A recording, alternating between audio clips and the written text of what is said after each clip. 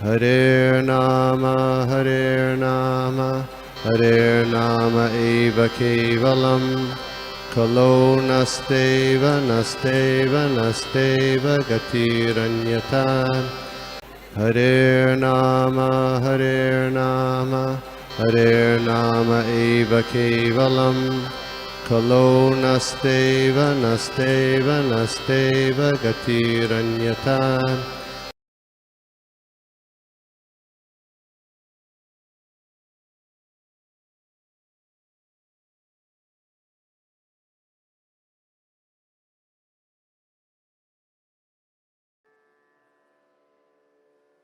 वो शक्ति भी देते हैं। तो हम लोग खाली क्या कर निमित्त है प्रभु। आप सब जैसे व्रजप्रिया माता जी, आप यहाँ पे जितने भी वरिष्ठ भक्त है, आप लोगों की कृपा से ये सब हो रहा है प्रभु। और हमारा ये सौभाग्य है कि हम उसमें निमित्त बनने का हमको एक मौका मिल रहा है। सो एक्चुअली ये हमारा फॉर्चून है एंड अदरवाइज कुछ भी नहीं प्रभु। और क्लास नहीं देते प्रभु में, हम लोग सेवा बस आप लोगों की कृपा से सेवा कर रहे हैं। And you all are the empowering soul. आप लोगों की शक्ति है हमारे पीछे। तो ऐसे ही प्रभु आप अपना आशीर्वाद और कृपा बनाए रखे। सभी लोग, प्रिया माता जी, आप उद्धव प्रेष प्रभु है, कुंजेश्वरी माता जी है, यहाँ पे कितने सारे वरिष्ठ भक्त। तो आप लोग सब ऐसे कृपा करिए कि हम लोग इसी तरह प्रभुपाद की और गुरु महाराज की सेवा कर सके और वैष्णव की सेवा कर सके। ओम नमो भगवते वासुदेवाय, ओम नमो भगवते वासुदेवाय, ओम नमो भगवते वासुदेवाय। नारायणं नमस्कृत्य नरं चैव नरोत्तमं देवीं सरस्वतीं व्यासं ततो जयमुदीरयेत्। नष्टप्रायेषु भद्रेषु नित्यं भागवत सेवया भगवती उत्तम श्लोके भक्तिर्भवति नैष्टिकी। नमो विष्णुपादाय कृष्णप्रेष्ठाय भूतले श्रीमते भक्ति वेदांत स्वामिनिति नाम्ने। नमस्ते सारस्वते देवे गौरवाणी प्रचारिणे निर्विशेषण्यवादी पाश्चात्य देशतारिणे। जय श्री कृष्ण चैतन्य प्रभु नित्यानंद श्री अद्वैत गदाधर शिवासादि गौर भक्तवृंद। हरे कृष्ण कृष्ण कृष्ण हरे हरे, हरे राम राम राम हरे हरे। तो आज हम देख रहे श्रीमद् भागवतम पहला स्कंद, अध्याय 15, श्लोका 34। तो हम लोग पहला श्लोका पढ़ते हैं, अनुवाद पढ़ते हैं, और फिर प्रभुपाद के तात्पर्य में से हम लोग इसको अध्ययन करते हैं। तो श्लोका इस प्रकार है। यया हरद्भुवो भारम ताम तनुं विजया अजः कंटकं कंटकनेव द्वयं चापिषुतु समम्। Translation and purport by His Divine Grace A.C. Bhaktivedanta Swami Srila Prabhupada ki jai. The Supreme Unborn Lord Sri Krishna caused the members of the Yadu dynasty to relinquish their bodies, and thus he relieved the burden of the world. The action was like picking out a thorn with a thorn, though both are the same to the controller. तो यहाँ पे अनुवाद में क्या कहा गया है? The Supreme Unborn Lord Shri Krishna caused the members of the Yadu dynasty to relinquish their bodies, and thus he relieved the burden of the world. This action was like picking out a thorn with a thorn, though both are the same to the Supreme Lord. तो यहाँ पे कहा गया है कि भगवान की इच्छा से जो यदु कुल के सभी सदस्यों को भगवान ने अपना देह यहाँ पे जो उनका जो लीला समाप्त हो गया था, तो लीला समाप्त होने के कारण सबको वापस आध्यात्मिक जगत लेके जाने का जो भगवान का आयोजन था, वो उसके वजह से उन्होंने अपना देह इधर छोड़ के वो चले गए। तो प्रभुपाद यहाँ पे तात्पर्य में लिख रहे हैं कि जब विश्वनाथ चक्रवर्ती ठाकुर जो है वो ऐसे बताते हैं कि जब सौनक आदि ऋषि सुत गोस्वामी से ये पूरा भागवतम सुन रहे थे, तभी उनको थोड़ा सा मन में एक ये आया, क्या मतलब वो थोड़े से विचलित हो गए, थोड़े डिस्टर्ब हो गए कि क्यों सारे यदु जो कुल है उन्होंने इस तरह से अपना देह छोड़ा। मतलब जैसे हम जानते हैं कि ऐसा कहा जाता है कि वो लोग थोड़े नशे में, मतलब इंटॉक्सिकेटेड उस स्थिति में थे, और फिर वो एक दूसरे के साथ लड़ते हैं, और फिर उन्होंने अपना मतलब एक दूसरे को साथ लड़के फिर वो उस प्रकार से अपना देह छोड़ा उन्होंने। तो प्रभुपाद यहाँ पे लिखते हैं तात्पर्य में कि विश्वनाथ चक्रवर्ती ठाकुर ये बताते हैं मतलब सौनक ऋषि आदि उनको थोड़ा ये हुआ। तो एक्चुअली जैसे हम जानते हैं कि जो भगवान के पार्षद है, हाँ, उनको पूरी तरह से भगवान की वो चेतना में ही रहते हैं। हाँ, वो लोग कभी भी इवन भौतिक जगत में वो भगवान के साथ जब यहाँ पे आते हैं, ऐसा नहीं कि उनको भौतिक जो गुण है वो उनके अधीन होते हैं, क्योंकि वो भगवान उनको स्वयं लेके आए हैं। तो वो भगवान की लीला में भाग ले रहे हैं भगवान की इच्छा से, और भगवान को जिस तरह से कार्य करना है इस पूरा लीला में, वो उसी तरह से कार्य करते हैं। और फिर भगवान की इच्छा से उनको जब वापस जाना है तो जिस तरह से भगवान आयोजन करते हैं वो उसी तरह से कार्य करते हैं। तो ऐसा नहीं कि वो लोग एक सामान्य मनुष्य की तरह वो मतलब वो 3 गुणों के अधीन है, या फिर वो लोग धूम जो नशे के पदार्थ उसका सेवन करने में उनको आनंद आता है, ऐसा कुछ नहीं। वो पूरी तरह से भगवान के चेतना में ही रहते, भगवान के चिंतन करते रहते। और क्योंकि वो भगवान के पार्षद है, वो सामान्य मनुष्य नहीं है। तो उनका क्या कहते हैं, मतलब कोई उनका वध नहीं कर सकता।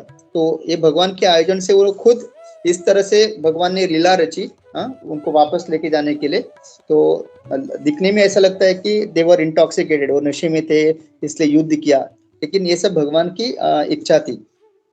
तो ये हायर प्रिंसिपल तभी हमको समझ में आता है जब हम पूरी तरह से क्या करते हैं, भागवतम को प्रामाणिक तरह से पढ़ेंगे, और साधु संग मतलब जो परंपरा में आते हैं भक्त, उनके मुखारविंद जब हम सुनेंगे तभी हमको इसका ज्ञात होगा। अदरवाइज हमको भी लग सकता है कि ये भी एक सामान्य मनुष्य थे, एक भगवान के पार्षद।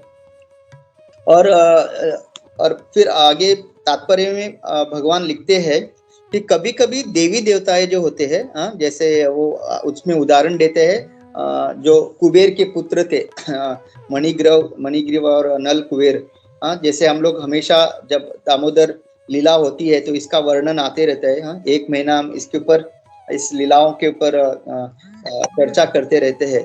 तो कभी कभी देवी देवता जो इस भौतिक जगत में जो स्वर्ग लोग है, तो स्वर्ग लोग में क्या है, सोमरस का पान होता है। वो एक उनका एक क्या कहते हैं, प्रेस्टिजियस वेलकम ड्रिंक है। जैसे यहाँ पे हम लोग जब कोई अतिथि घर पे आते हैं तो हम लोग पानी या कुछ अतिथि को पीने के लिए कुछ बनाते हैं, उसी तरह से स्वर्ग लोग उस हायर प्लेनेट में सोमरस का पान होता है।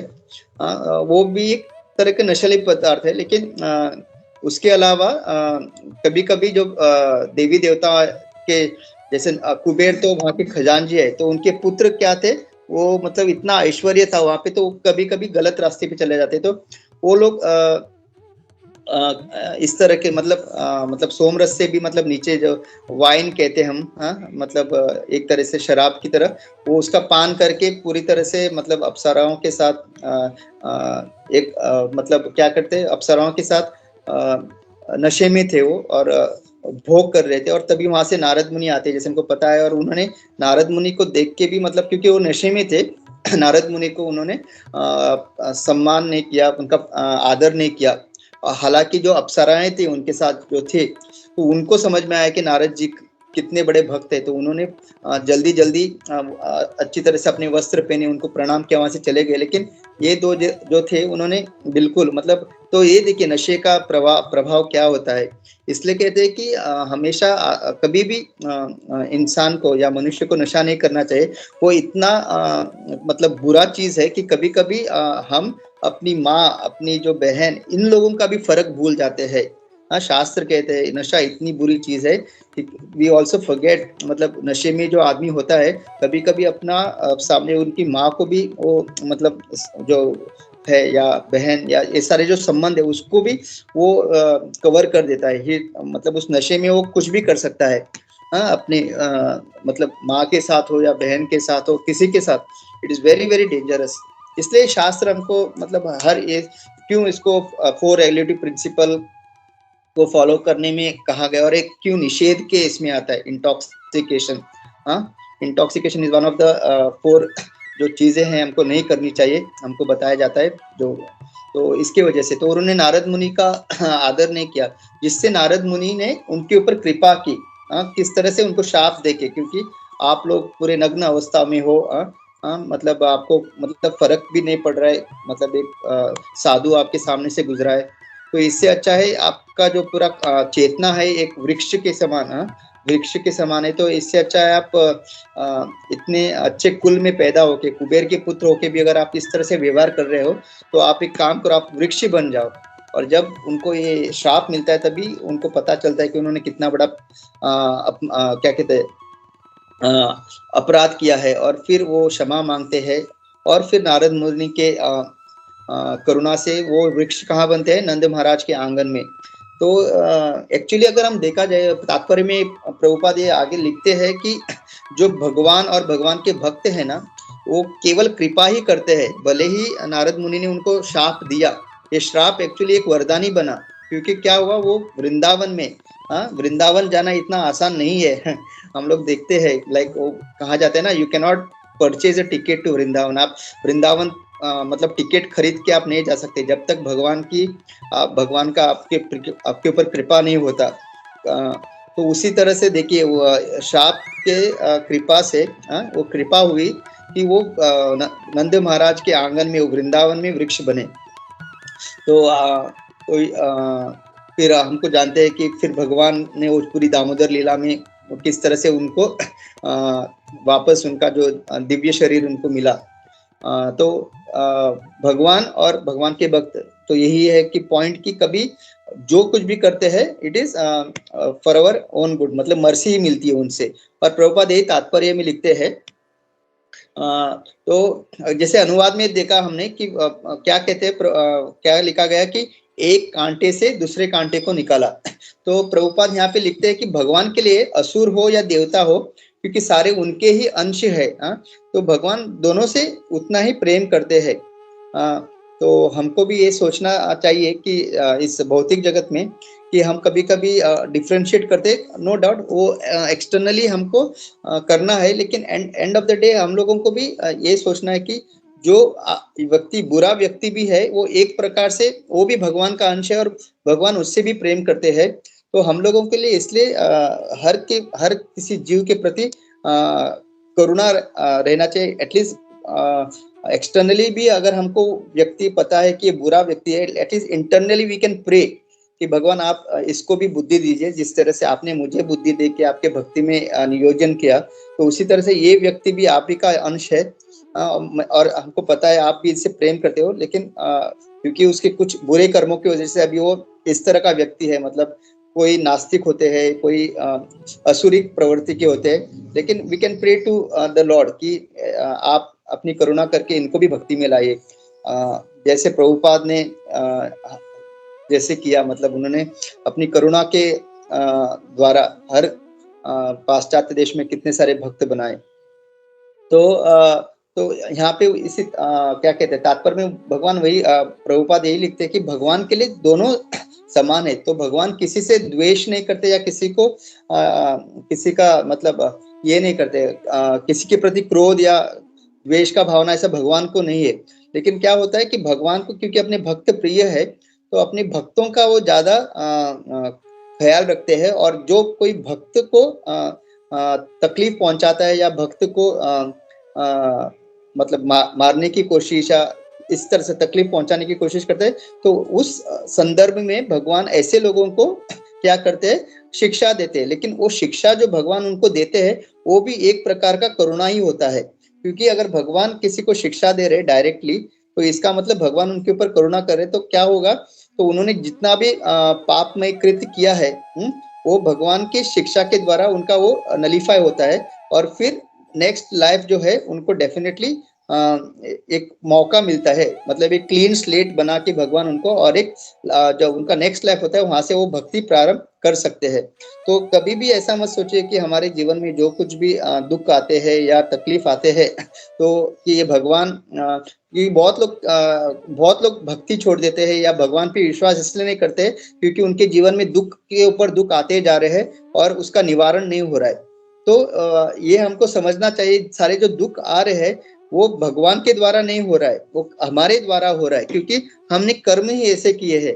तो हमेशा व्यक्ति क्या करता है, वो खाली भोग करने की लालसा करता है, लेकिन जब उसको कहा जाता है कि ये जो सारे आप कर्म कर रहे हैं इसकी वजह से आपको आगे चल के भुगतना पड़ेगा, तब वो उसके ऊपर निर्लक्ष्य करता है, वो सुनता नहीं, क्योंकि उस टाइम उसको मजा आ रहा है भोग करने में। लेकिन जब दुख आते हैं वो तभी ये नहीं सोचता कि मैंने मतलब बुरे कर्म किए इसकी वजह से दुख, वो तब डायरेक्टली क्या करता है, भगवान के ऊपर आरोप लगा देता है, क्योंकि भगवान की वजह से ये सारा दुख मुझे आ रहा है। तो ये होता है एक क्या कहते हैं, एक वेरी नैरो नैरो मेंटेलिटी। ये सोच जो है बहुत ही नैरो सोच है, मतलब भोग करूंगा, पाप करूंगा और मजा करूंगा, लेकिन उसका जो परिणाम भुगतना पड़ेगा वो मेरा, उसमें कोई गलती नहीं, वो भगवान की गलती है, वो भगवान दे रहे।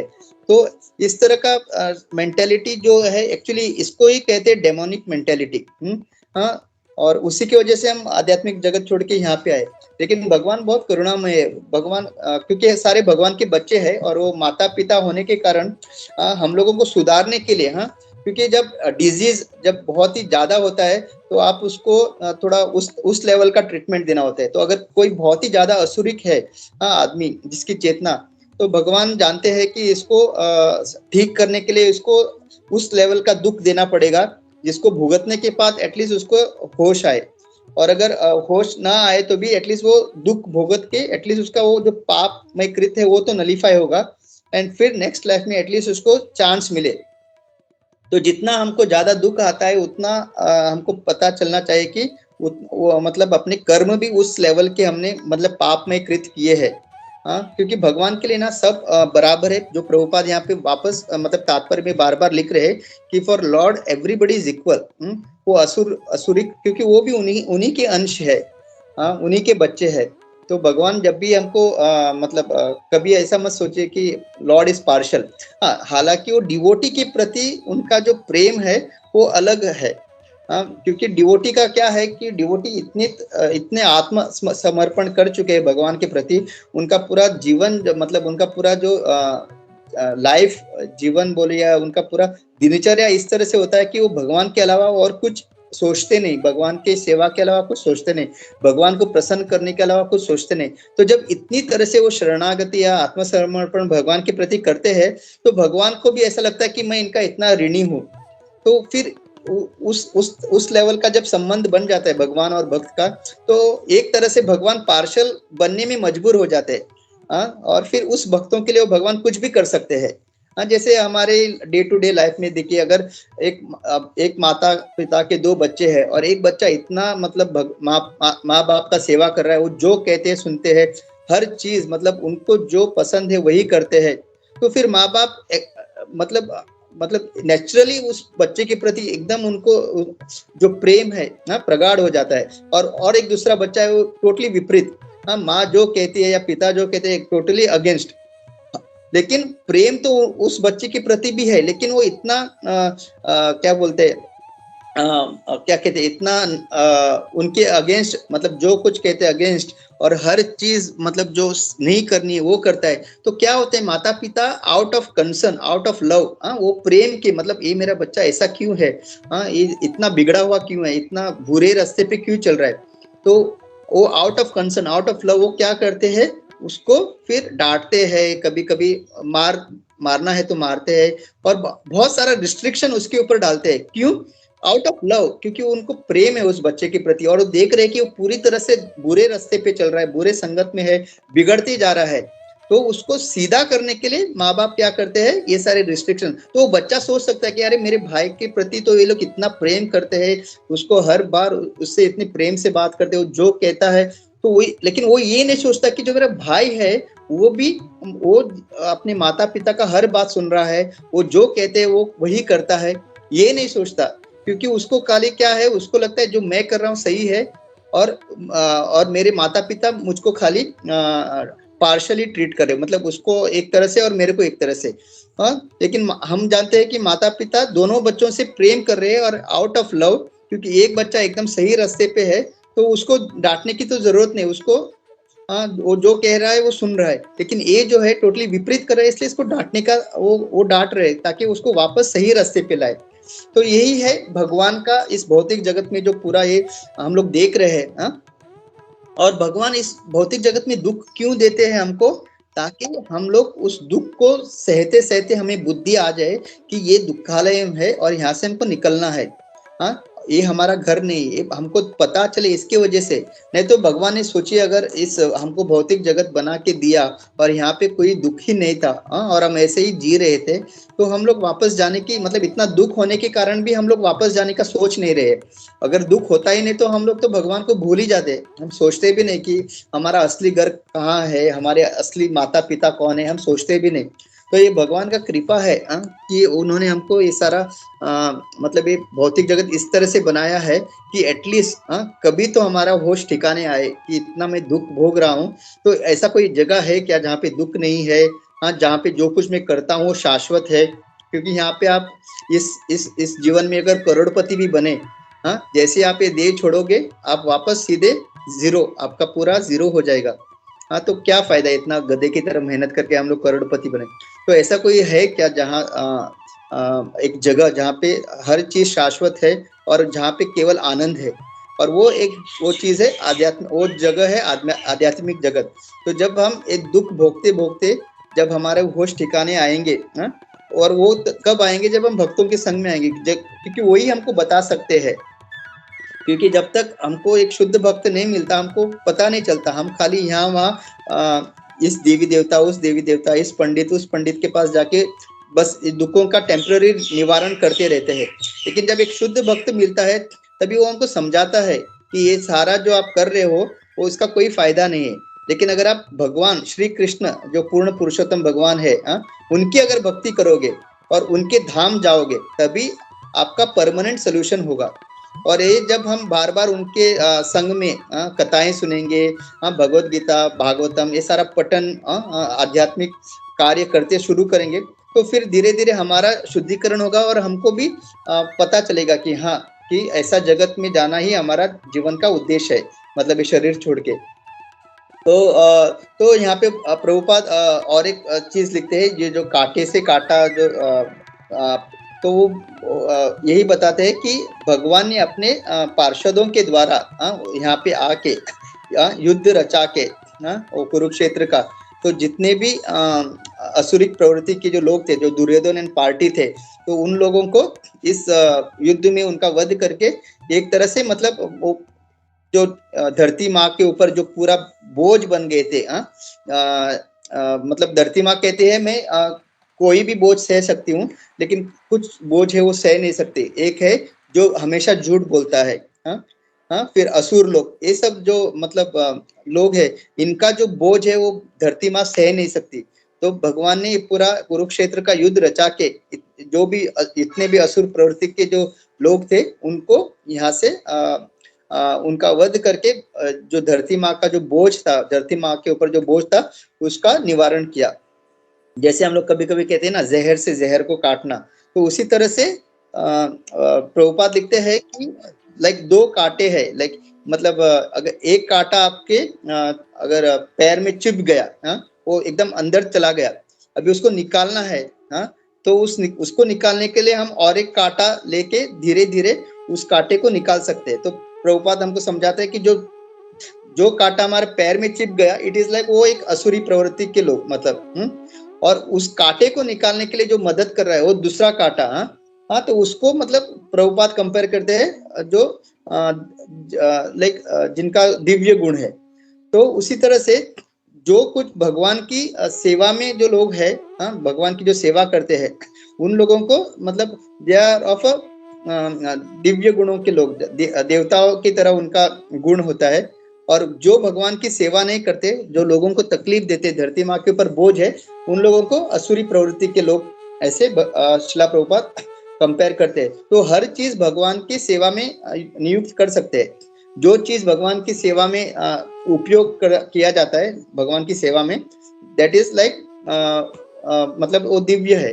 और जो चीज भगवान की सेवा में ना यूज करके वो मतलब तकलीफ देने के लिए जो यूज होता है, दैट इज असुरी, मतलब वो क्या कहते हैं, it is like a demonic चीज है। तो हर चीज, तो एक बार प्रभुपाद वही बता रहे थे कि अगर ये भौतिक जगत भगवान ने ही बनाया है तो how it can be material, क्योंकि भगवान तो दिव्य है, तो भगवान के द्वारा जो कुछ भी निर्माण होता है it can not be material, क्योंकि लॉर्ड इज स्पिरिचुअल, तो स्पिरिचुअल एंटिटी से how can there be material.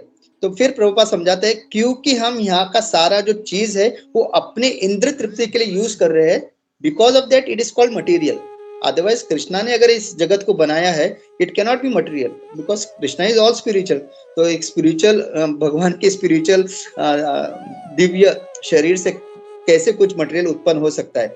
Because हम यहाँ का हर एक चीज अपने इंद्र भोग के लिए इस्तेमाल कर रहे हैं, इसलिए इस जगत को मटेरियल वर्ल्ड कहा जाता है। और अगर वही चीज अब जब हम वापस भगवान के क्या कहते हैं सेवा में जब हम यूज करना शुरू करते हैं, वही चीज स्पिरिचुअल हो जाता है। तो जैसे प्रभुपाद ने बताया कि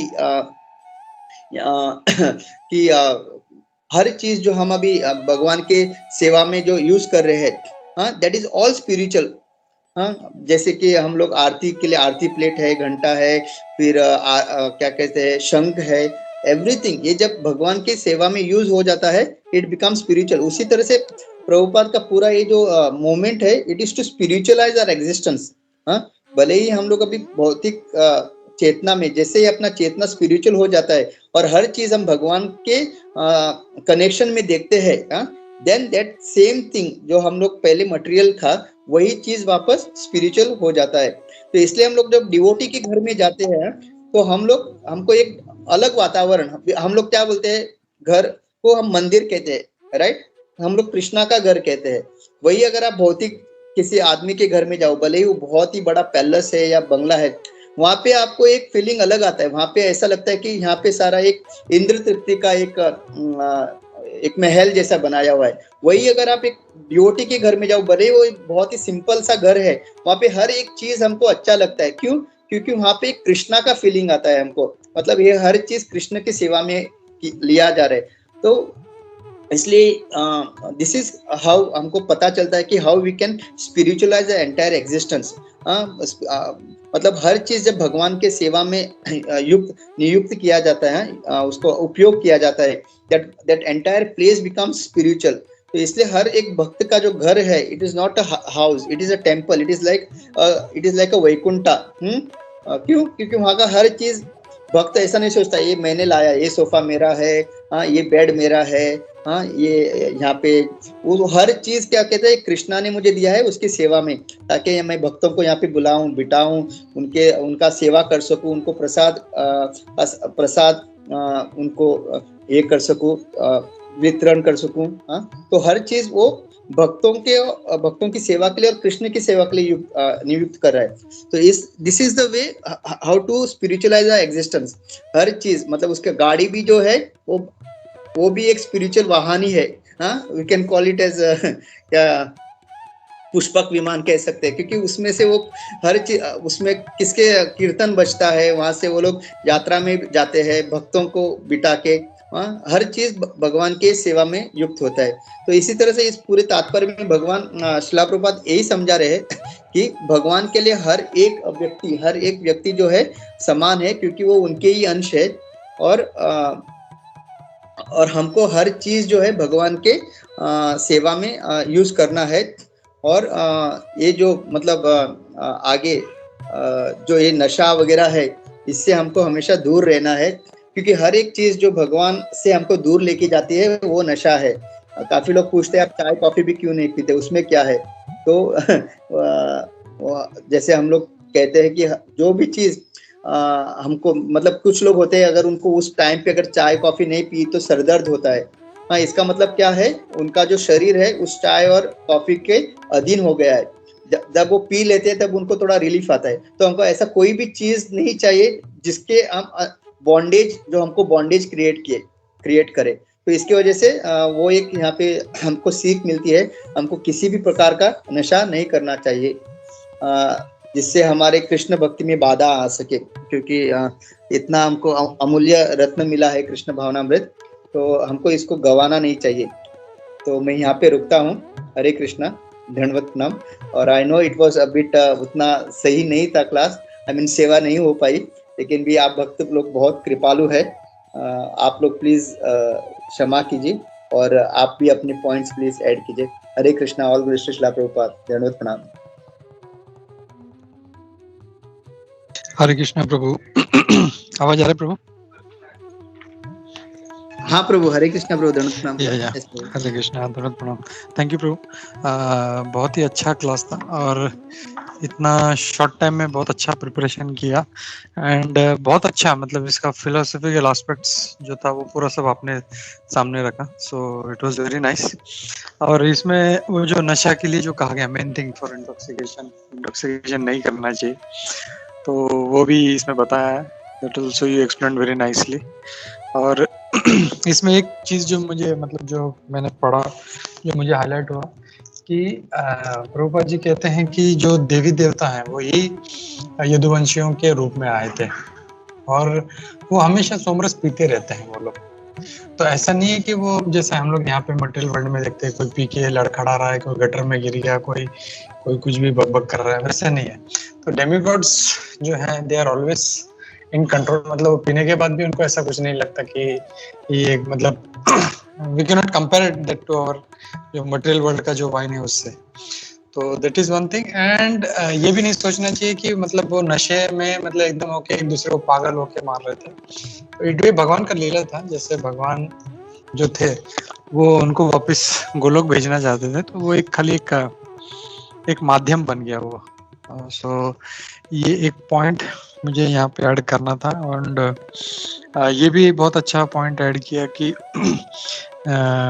भगवान जो है अपने भक्तों पे बहुत कृपा करते हैं, चाहे फिर वो जैसे वो एक माँ का उदाहरण दिया, एक बच्चा जो है काफी कुछ सुनता है उसको भी प्रेम करती है, और दूसरा जो बिल्कुल नहीं सुनता उसको भी प्रेम करती है। So that is a very wonderful point. लेकिन जो नहीं सुनता, जैसे हम लोग सब हैं, तो हम लोगों को ये एक सीरियसली लेना चाहिए कि वी शुड हम लोगों को भगवान का जो आदेश है, निर्देश है, तो वो हम लोगों को उसको अच्छी तरह से पालन करना चाहिए। तो थैंक यू प्रभु।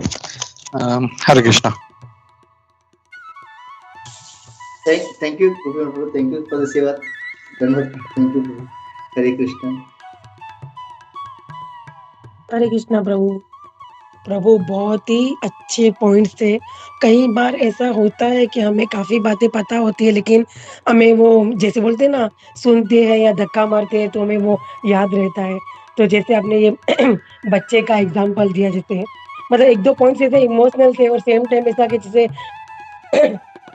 भगवान की हमारे पे कृपा है, हम कितनी भी मतलब मिस्टेक्स करते हैं, कितना भी ऐसा ये सब होता है, लेकिन फिर भी भगवान की हमारे पे मेहरबानी रहती है कि हम भगवान चाहते हैं कि हम उनकी सेवा करें, उनके पास जाए। तो प्रभु बहुत ही अच्छे पॉइंट्स थे। और जैसे अभी गोपी मनु प्रभु ने बोला कि जैसे हमें जैसे सेवा का भी मौका मिलता है, और मुझे I am really proud of you प्रभु कि अपने शॉर्ट टाइम में इतना अच्छे से क्लास की तैयारी की है और इतने अच्छे पॉइंट्स बताए जो पता होती है, लेकिन हम उसको कई बार भूल जाते हैं या फॉलो नहीं करते हैं। तो अभी जैसे आज ये एक और धक्का लगा है कि ये पॉइंट सुन के वापस और थोड़ा आगे बढ़े। तो थैंक यू वेरी मच प्रभु। थोड़े टाइम में आपने बहुत ही अच्छी क्लास की तैयारी की है। और प्रभु ने जैसे बोला ना कि वाकई में आप और सर्वा की देवगिरी प्रभु एवर रेडी बोलते ना, हमेशा रेडी होते, बस आपको बोलने की देरी होती है। तो बहुत अच्छा लगा प्रभु, thank you very much and Hare Krishna. Thank you माता जी, आपकी ब्लेसिंग प्लीज रखिए, और कुछ नहीं है। आप सारे भक्तों की ब्लेसिंग की वजह से जो कुछ कर सकते हैं माता। थैंक यू सो मच माता जी फॉर एनकरेजिंग। धन्यवाद, प्रणाम माता जी। हरे कृष्णा समीर प्रभु। प्रभु जी हरे कृष्णा, दंडवत प्रणाम। प्रभु जी बहुत अच्छा क्लास था, आर्टिकुलेशन भी बहुत अच्छा था, इतने सब पॉइंट्स थे अपने अच्छे से कंसाइज किए। ये आपने जो बोला था ना कि नशा नहीं करना चाहिए, तो यहाँ पे मतलब जो आचार्य वगैरह बोलते हैं कि आसक्ति भी हम लोग को नहीं होनी चाहिए, लेकिन हम लोग आसक्ति और नशा अगर कृष्ण भक्ति का और भगवत भक्ति का करेंगे तो वो होना चाहिए। तो अटैचमेंट होनी चाहिए भगवत भक्ति की, नशा भी करना चाहिए भगवत भक्ति के गान का। हरे कृष्ण प्रभु जी। थैंक यू, यस करेक्ट प्रभु, राइट।